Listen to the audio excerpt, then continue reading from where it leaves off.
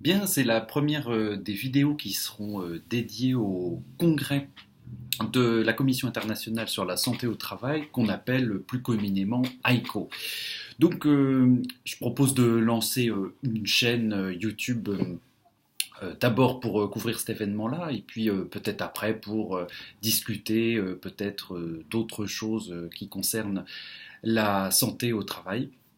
Bon, vous l'aurez remarqué, je suis pas un professionnel, les lumières sont un peu craignos, la qualité de la vidéo est complètement pourrie. Il y aura pas de montage parce que comme je voudrais sortir une vidéo tous les jours, je vais pas faire de montage. Bref, ça va être techniquement un peu limité, mais vous me pardonnerez. Alors, donc l'événement lui-même. Il s'agit donc d'un congrès qui est le plus gros congrès probablement dans le domaine de la santé au travail. C'est un congrès qui a lieu tous les 3 ans et donc là on est à Dublin.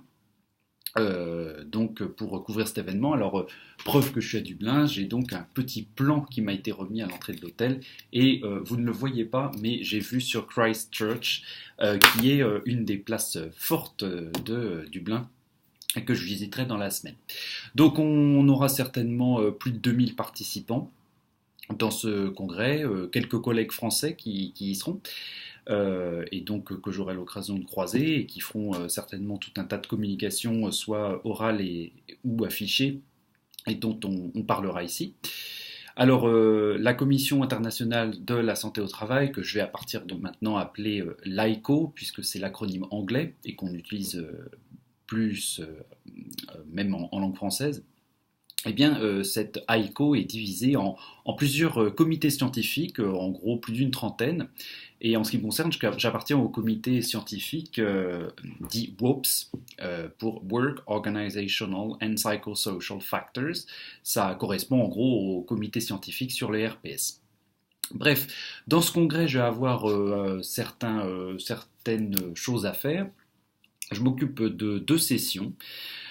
Une qui va porter sur les liens entre addiction et activité professionnelle, et cette session-là aura lieu mardi prochain.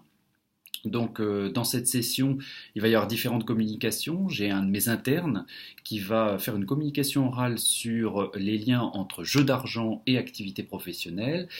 En ce qui me concerne, je vais faire une communication sur l'addiction au travail, qu'on appelle également le workaholisme. Et il y aura également d'autres travaux présentés, incluant notamment des travaux sur les addictions avec substance. Jeudi, je vais m'occuper d'une autre session qui porte sur les approches cliniques du travail. Alors là, ça n'a pas été super simple de trouver un terme en anglais qui permette de bien comprendre ce dont il s'agit. Bon, nous aurons là, dans cette session-là, des travaux essentiellement de l'équipe française, notamment de Joanne Petit et de mon collègue Bernard Duguet. Bernard Duguet, que j'ai l'occasion de rencontrer dans le comité de rédaction de ce magazine, hein, Santé et Travail. Donc, ils présenteront des travaux qui viennent de l'ergonomie de langue française, et mon collègue de l'Université de Bretagne occidentale, Georges Munoz, hein, qui est sociologue, fera également une présentation dans le cadre de cette session. J'aurai l'occasion de vous en reparler donc jeudi. Et puis, outre les communications orales, eh bien, il y aura quelques posters. Alors, moi, je vais aller afficher un poster sur la clinique médicale du travail, sur quel est ce cadre dans lequel on peut pratiquer la médecine du travail. Et puis, Gérard Lasfargue m'a gentiment associé à un poster qui va permettre de présenter les résultats du RNV3P, donc qui est le réseau national de vigilance et de prévention des pathologies professionnelles, qui est un grand réseau français qui produit des données sur les maladies professionnelles. Et donc là, l'objet de ce poster sera de parler des maladies psychiques en lien avec l'activité professionnelle. Dans les autres trucs que j'aurai à faire dans ce congrès, je vais notamment, pour la première fois, être juge. Donc juge pour les posters des étudiants, et qui seront récompensés par divers prix qui leur seront remis. Voilà. Bref, donc tout ça, ça commence à partir de demain. Donc je vous ferai une vidéo tous les jours. Et puis surtout, chose la plus importante, et d'ailleurs c'est ce qui me questionne le plus, c'est est-ce que la sacoche du congrès de Dublin sera aussi bien que celle de Séoul d'il y a 3 ans? Parce que en venant jusqu'à mon hôtel, j'ai croisé tout un tas de gens qui se baladaient avec les grands tubes pour les posters, des trucs un peu comme ça là, ces trucs-là. Mais j'étais certain que les gens qui avaient ces tubes-là allaient au même congrès que moi, puisqu'ils avaient tous ce sac-là, donc qui est un sac résistant, puisque ça fait 3 ans que je l'ai, il a plein de poches partout, il est vachement bien.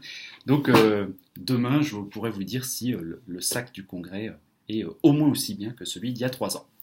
Rendez-vous demain donc pour la prochaine vidéo et qui sera consacrée à l'ouverture du congrès. À demain.